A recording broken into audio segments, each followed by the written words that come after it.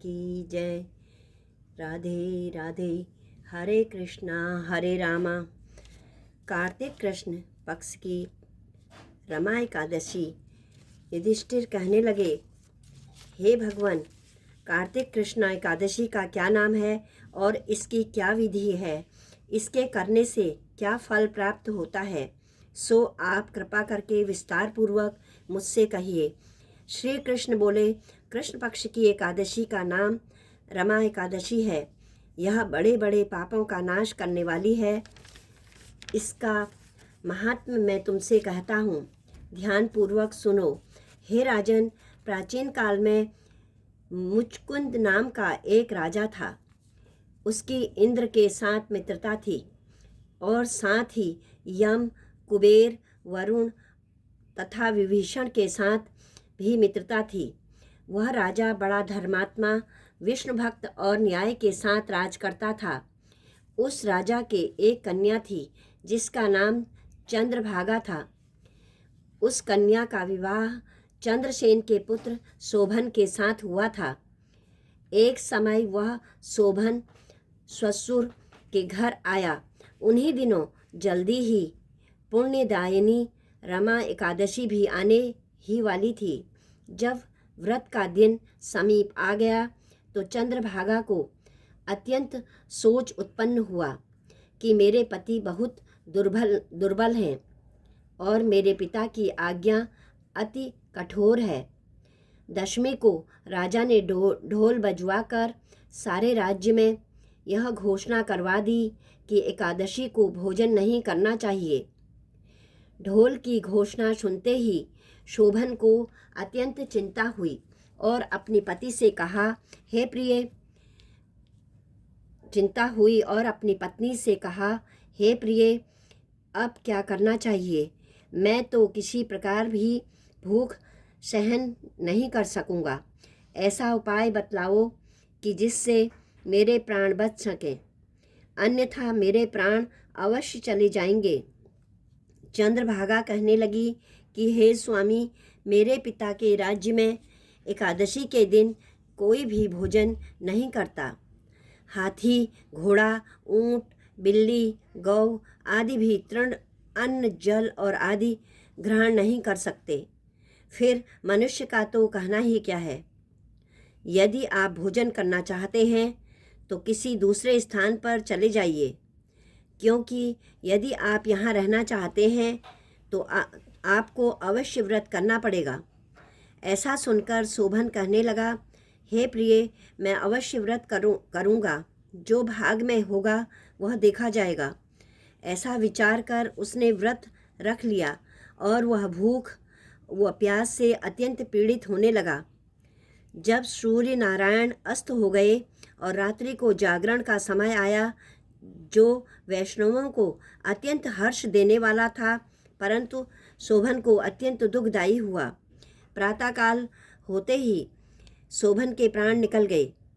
तब राजा ने सुगंधित काष्ठ से उसका दाह संस्कार कराया, परंतु चंद्रभागा ने अपने पिता की आज्ञा से अपने शरीर को दग्ध नहीं किया और शोभन की अंत्येष्टि क्रिया करने के पश्चात अपने पिता के घर में ही रहने लगी। रमा एकादशी के प्रभाव से शोभन को मंदराचल पर्वत पर धन धान्य से युक्त तथा शत्रुओं से रहित एक सुंदर देवपुर प्राप्त हुआ। वह अत्यंत सुंदर रत्न और वैदूर्णिमणि जड़ित स्वर्ण के खंभों पर निर्मित अनेक प्रकार की स्फटिक मणि से सुशोभित भवन में बहुमूल्य वस्त्राभूषणों तथा छत्र व चंवर से विभूषित गंधर्व और अप्सराओं से सुशोभित सिंहासन पर आरूढ़ ऐसा लगता था मानो दूसरा इंद्र विराजमान हो। एक समय मुचकुंद के नगर में रहने वाला सोम शर्मा नाम का ब्राह्मण तीर्थ यात्रा करता हुआ घूमता घूमता उधर जा निकला और उसने शोभन को पहचान कर कि यह तो राजा का जमाई शोभन है, उसके निकट गया। शोभन भी उसको पहचान कर अपने आसन से उठकर उसके पास आया और प्रणामादि करके कुशल प्रश्न किया। ब्राह्मण ने कहा कि राजा मुचकुंद और आपकी पत्नी चंद्रभागा कुशल से हैं। नगर में भी सब प्रकार कुशल है, परंतु हे राजन, हमको अत्यंत आश्चर्य हो रहा है। आप अपना वृत्तांत कहिए कि ऐसा सुंदर नगर जो न कभी देखा न सुना, आपको किस प्रकार प्राप्त हुआ।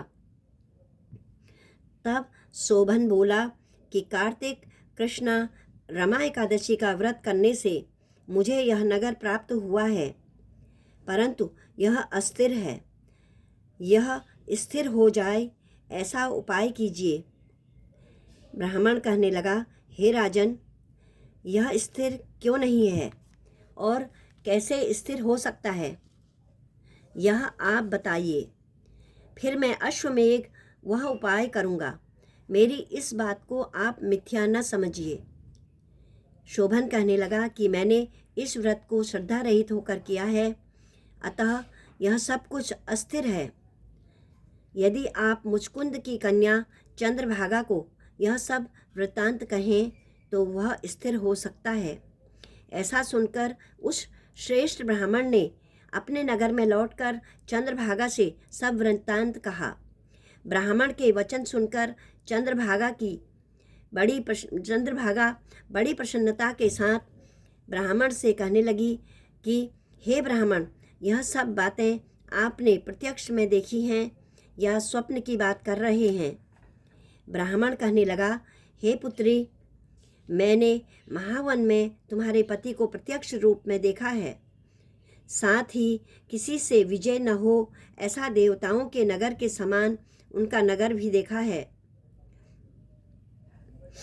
उन्होंने यह भी कहा है कि यह स्थिर नहीं है। जिस प्रकार वह स्थिर रह सकें सो उपाय करना चाहिए। चंद्रभागा कहने लगी, हे विप्र, तुम मुझको वहाँ पर ले चलो। मुझे पतिदेव के दर्शन की तीव्र लालसा है। मैं अपने किए हुए पुण्य से उस नगर को स्थिर बना दूंगी। आप ऐसा कार्य कीजिए जिससे उनका हमारा संयोग हो, क्योंकि वियोगी को मिला देना महान पुण्य है। सोम शर्मा यह बात सुनकर चंद्रभागा को साथ लेकर मंदराचल पर्वत के समीप वामदेव ऋषि के आश्रम में गया। वामदेव ऋषि ने उनकी बात सुनकर वेद मंत्रों के उच्चारण से चंद्रभागा का अभिषेक किया। तब ऋषि के मंत्र के प्रभाव और एकादशी के व्रत से चंद्रभागा का शरीर दिव्य हो गया और वह दिव्य गति को प्राप्त हुई। इसके बाद वह बड़ी प्रसन्नता के साथ अपने पति के समीप गई। अपनी प्रिय पत्नी को आते देखकर शोभन अत्यंत प्रसन्न हुआ और उसको बुलाकर अपनी बाईं तरफ बिठाया। चंद्रभागा कहने लगी कि हे प्राणनाथ, आप मेरे पुण्य को ग्रहण कीजिए। अपने पिता के घर में जब मैं 8 वर्ष की थी, तब से विधिपूर्वक एकादशी के व्रत को श्रद्धापूर्वक करती आ रही हूँ। इस पुण्य के प्रताप से आपका यह नगर स्थिर हो जाएगा तथा समस्त कार्य पूर्ण होकर प्रलय के अंत तक रहेगा। इस प्रकार चंद्रभागा दिव्य रूप धारण कर तथा दिव्य आभूषणों और वस्त्रों से सुसज्जित होकर अपने पति के साथ रहने लगी। हे राजन, यह मैंने रमा एकादशी का महात्म्य कहा है। जो मनुष्य इस व्रत को करते हैं और उनके ब्रह्मा हत्यादि समस्त पाप नष्ट हो जाते हैं। कृष्ण पक्ष और शुक्ल पक्ष दोनों की एकादशी समान है, इनमें कोई भेदभाव नहीं है। जो दोनों को पढ़ते अथवा सुनते हैं वे समस्त पापों से छूटकर विष्णु लोक को प्राप्त होते हैं। इस प्रकार एकादशी महात्म्य समाप्त हुआ। इसमें केले का सागर लें, केला व उससे बने पदार्थ, फल और मेवा का सेवन करना चाहिए। बोलो श्रीमन नारायण नारायण नारायण, भजमन नारायण नारायण नारायण, श्रीमन नारायण नारायण नारायण, भजमन नारायण नारायण नारायण, श्रीमन नारायण नारायण नारायण, भजमन नारायण नारायण नारायण। बोलो सत्यनारायण भगवान की जय।